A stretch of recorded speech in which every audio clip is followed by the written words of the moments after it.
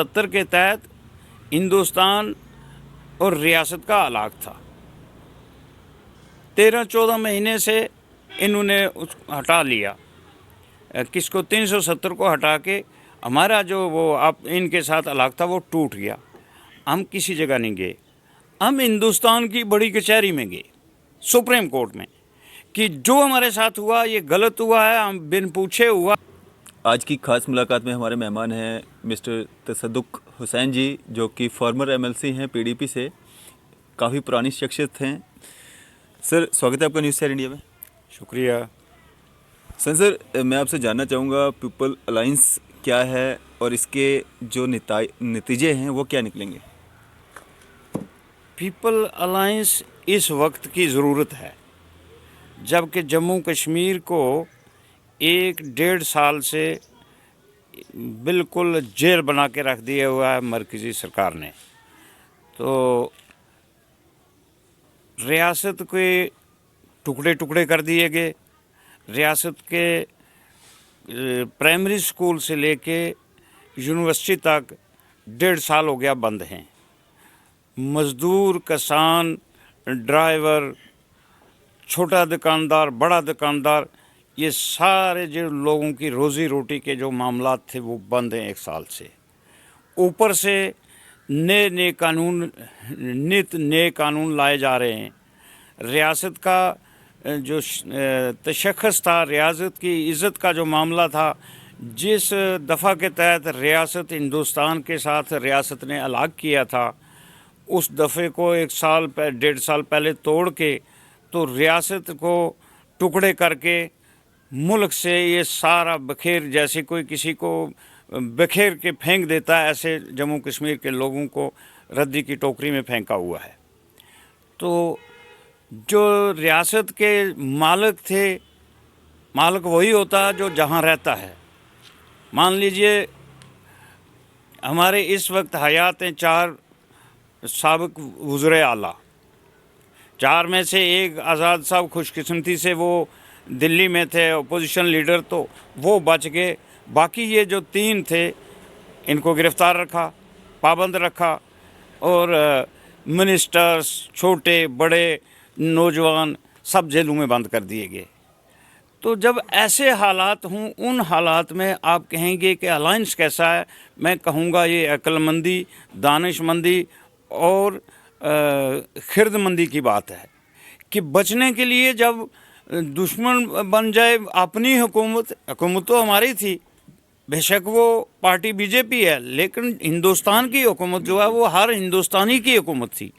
तो हुकूमत हमें मारने शुरू कर गई, तो हम इकट्ठे हो गए। इकट्ठे होके हमारे जो लीडरों ने फ़ैसला लिया, मैं उस फ़ैसले की सराहना करता हूँ, और उनको मैं ये हमारी जो जितनी सपोर्ट है, चाहे वो हमारी लीडर हैं मोहतरमा महबूबा मुफ्ती, सारी पार्टी जितनी है वो सारी पार्टी उनके पीठ पे खड़ी है कि महबूबा जी आगे बढ़ो, हम तुम्हारे साथ हैं। नेशनल कॉन्फ्रेंस फारूक साहब की पीठ पे खड़ी है, उमर साहब की पीठ पे खड़ी है। दूसरी जो छोटी पार्टियां, उनके वर्कर सजाद लोन हैं, हमारे तारिक अमी साहब है, जितना जितना उनका औकात है, उनके सारे लोग जो हैं वो इनके पीछे खड़े हैं। जो 5-6 लीडर साथ आगे आए हैं, इनके इसलिए खड़े हैं कि अब हालात ने ऐसा हमें मजबूर कर दिया कि हम इकट्ठे होके लोगों की बेहतरी के लिए, रियासत में को जिसके टुकड़े किए हैं, इस रियासत की खोई हुई तशख़्ख़ुस को वापस लाने के लिए हमें जद्दोजहद करनी है, स्ट्रगल करनी है, और स्ट्रगल अकेले में नहीं हो सकती थी।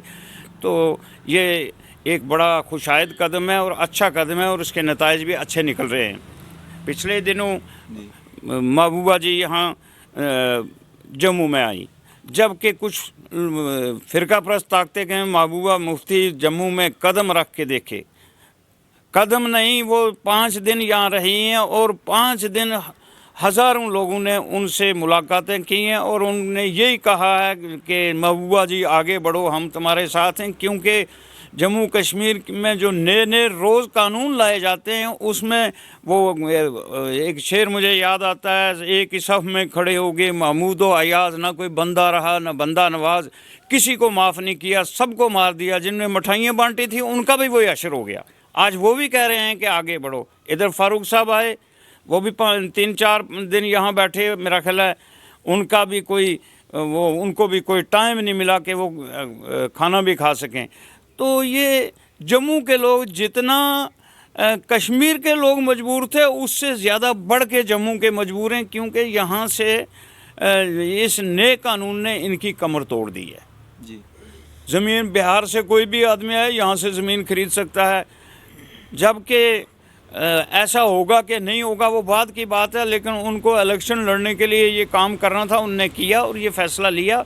ये फ़ैसला, ये जितने भी फैसला जात उनने अगस्त 19 मतलब 4 अगस्त 19 से लेके आज तक लिए हैं, वो जम्मू कश्मीर के किसी भी छोटे या बड़े आदमी को, किसान को, मज़दूर को, ठेकेदार को, दुकानदार को, जो भी यहाँ के हर मकतबा फ़िक्र के लोग हैं, चाहे वो किसी भी मज़हब के हों, सबका वो उनका ज़ाती मसला है और उनकी ज़ात पे ये हमला है। इस हमले को रोकने के लिए हम सब इकट्ठे हैं, ये बहुत अच्छा कदम है।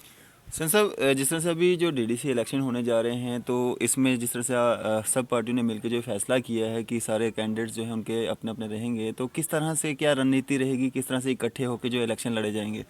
ये मेरा ये मानना है कि हमें ये जो हम ग्राउंड पे होंगे, ग्राउंड के वर्कर होंगे, मान लीजिए एक कंस्टिट्यूंसी है, एक कंस्टिट्यूंसी में ये हमें जिस तरह हमारे लीडरों ने मिल के एक फ़ैसला किया कि हमें फ़िरका परस्त ताकत के ख़िलाफ़ लड़ना है, मरकज़ी हुकूमत के ख़िलाफ़ लड़ना है, इस तरह हमें भी अक्लमंदी से, दानिशमंदी से जिस सीटें बांट के और सिर्फ फ़िरका परस्तों को बाहर रखने के लिए इकट्ठे होकर लड़ना है, ये हमारी स्ट्रेटजी है और हम इसी तरीके से लड़ेंगे। और मुझे उम्मीद है कि हर आदमी जो है, छोटा है बड़ा, वो इस वक्त समझता है कि हमें एक होके अपने जो ज़ाती मफाद को या ज़ाती ख्वाहिशात को अपने को महदूद रख के ये करना है। और ये मेरा पैगाम भी है अपने सारे जितने भी पॉलिटिकल पार्टियों के लोग हैं, जिन लोगों ने ये अलायंस बनाया, उन लोगों को चाहिए कि जो आदमी आगे बढ़ सकता है उसको आगे बढ़ाओ, जो पीछे रह सकता है उसको पीछे खड़ा रहना चाहिए।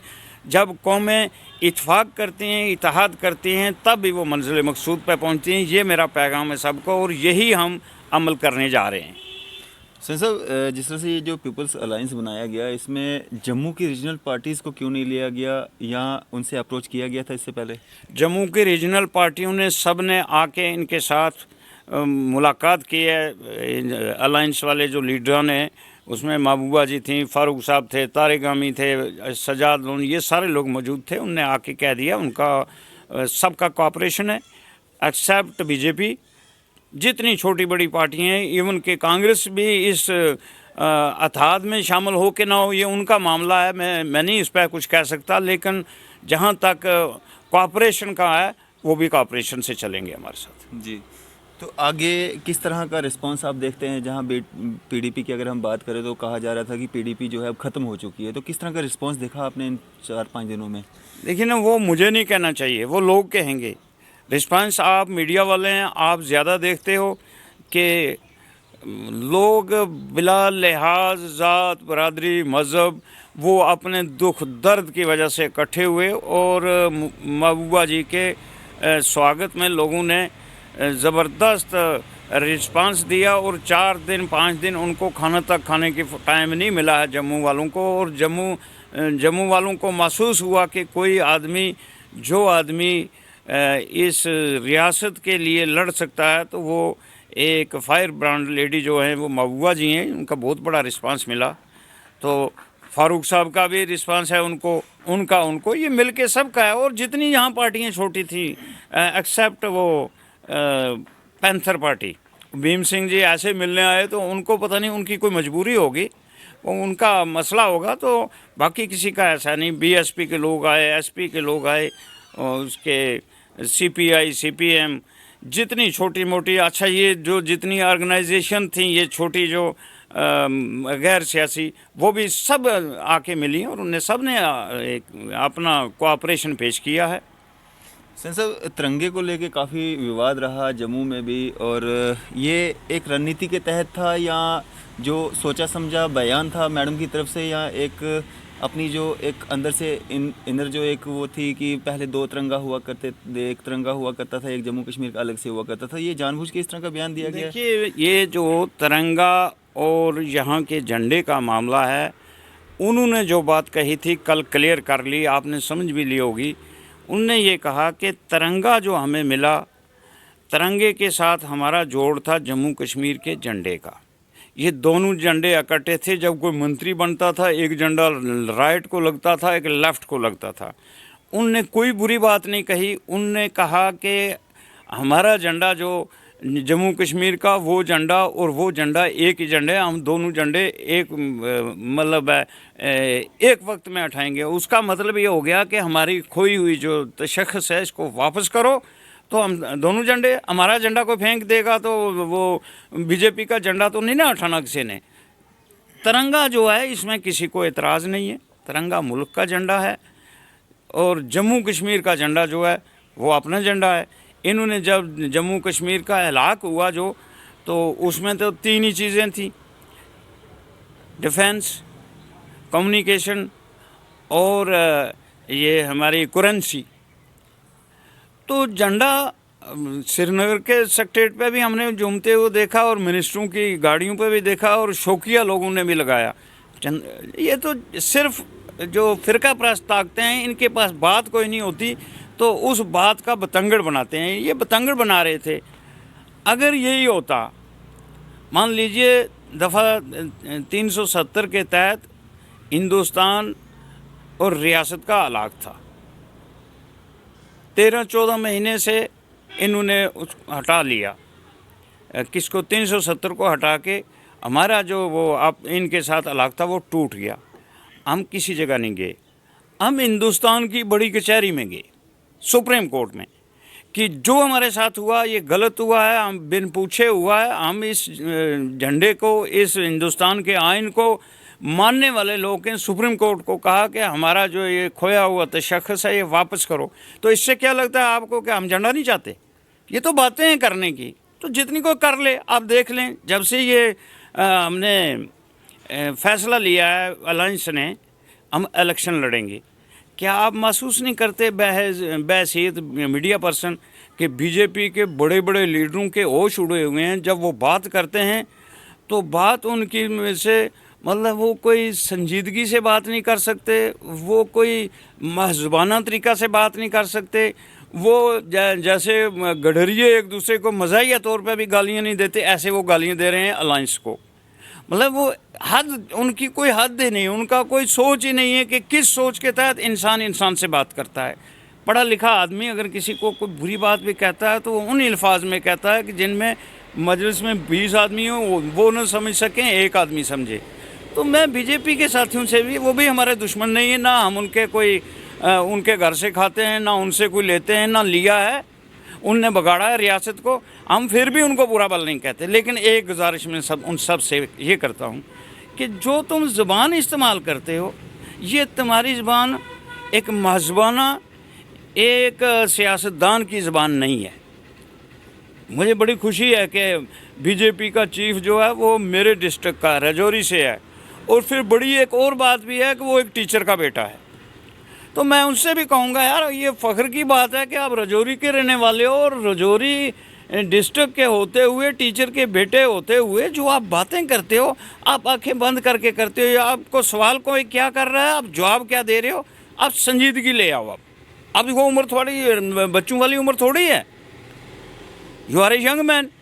तो नौजवान आदमी, और आप लीडरों से, एक बीजेपी एक जमात है मुल्क में, वो राज कर रही है, उस जमात के वो लीडर को ज़बान वो इस्तेमाल करनी चाहिए जिस ज़बान के इस्तेमाल से किसी को ठेस न पहुँचे। तो आप ऐसी बातें करते हैं, ये इनका एक पेशा बन गया है। वो कल परसों इनका आया था, वो कोई जनरल सेक्रेटरी भी था, पता नहीं नया आया है कोई, पहले राम माधु होता था, अब कोई और है शायद, मुझे नाम नहीं उनका आ रहा। तो मैं उनकी बात भी सुन रहा था। मैं मेरे पड़ोसी हैं, मेरे शहर के हैं, विभूत गुप्ता जी, वो भी कुछ बातें कर रहे थे और हवा में बातें कर रहे थे और फ्रस्ट्रेशन में बातें कर रहे थे। देखिए, हम अगर हिंदुस्तान के आइन को या हिंदुस्तान के झंडे को ना मानते होते तो हम इलेक्शन क्यों लड़ते? हिंदुस्तान हमारा है, ये किसी बीजेपी का नहीं है। हिंदुस्तान हर उस हिंदुस्तानी का जो यहाँ रहता है, जिसकी नस्ल दर नस्ल हमारे बाप दादा की कब्रें, हज़रत आदम अलैहिस्सलाम को अल्लाह ताला ने जब चाहा तो हिंदुस्तान में भेजा। ये इन तारीख से नावाकिफ़ हैं। हिंदुस्तान ऋषियों मुनियों का देश है, हिंदुस्तान ख्वाजा अजमेरी का देश है, और बड़े बड़े यहाँ अपने गुरु नानक जैसे इस किस्म के लोगों का देश है। ये कोई मेरा और इसका एक ववोद गुप्ता के देश नहीं है कि वो ऐसी बातें करे जैसे वो ठेकेदार है। हमारा ठेकेदार कोई नहीं, हम अपने ठेकेदार खुद हैं। हमारी अपनी अपनी पॉलिटिकल पार्टियां हैं। हम सब से इखलाक से रहने और तहजीब से बात करने की गुजारिश मैं करता हूँ इसको। हुसैन साहब, क्या मैसेज रहेगा आवाम के लिए? आवाम के लिए ये मैसेज है मेरा इस वक्त कि रियासत के दो टुकड़े हो गए, रियासत की बर्बादी कर दी, और किसी कौम को अगर नालायक बनाना हो तो उस रियासत की तालीम को ख़त्म कर देना ज़रूरी होता है उस हिटलर के लिए। तो रियासत की प्राइमरी स्कूल से लेके कॉलेज तक, यूनिवर्सिटी तक सारे बंद हैं। आपके आने वाली नस्लें जो हैं वो अनपढ़ बनाने की जो कोशिश है। आपका रोज़गार बंद है, आपका चाहे आप कोई भी आपका रोज़गार है, आपकी इंडस्ट्री है, क्या है, कैसे है, आपकी छोटी दुकानें बड़ी दुकानें सब बंद है। और किसकी वजह से है? इस किस्म के फ़ैसले जो मैं कहूँगा कि इनके फ़ैसले तासब की बिना पे थे, तो उन फैसलों ने सबको मार डाला। तासब मुसलमान के ख़िलाफ़ था, मारा गया हिंदू भी, मारा गया सिख भी, मारा गया बौद्ध भी, मारा गया क्रिश्चियन भी। लद्दाख से लेके लखनपुर तक, पुंछ से लेके वो कफवाड़ा तक, हम सबको एक होके इकट्ठे होके अपनी इज़्ज़त के लिए, अपनी वक़ार के लिए, अपनी तामीर और तरक्की के लिए, बच्चों के जो मुस्तक़बिल है उसके लिए एक होके हमें अपने हकूक़ की खातिर, मुल्क का आइन तो हमने छोड़ा नहीं है, उस आइन के अंदर रह के जदोजहद करने का हमें हक़ है।